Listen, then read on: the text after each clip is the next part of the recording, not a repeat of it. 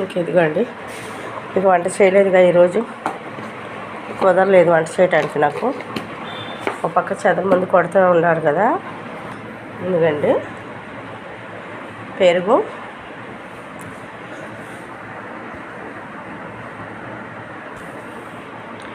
ఇది రాత్రి ఎందుకైనా మంచిది, చదల మందు కొట్టిస్తారు, కుదరదు కదా అని చెప్పేసి రాత్రి కొంచెం అన్నం మిగిలితే నీళ్ళు పోసి బాగా కలిపేసి గోరువెచ్చని పాలు పోసి తోడేసేసానండి. చూడండి భలేగా వచ్చింది. మనం పెరుగుతో కలిపింది వేరు, మనం పాలు తోడేసి కలిపి పెట్టుకున్నది వేరుగా ఉంది. దాంట్లోనే రాత్రి ఉల్లిపాయ పచ్చిమిర్చి వేసి ఉంచాను.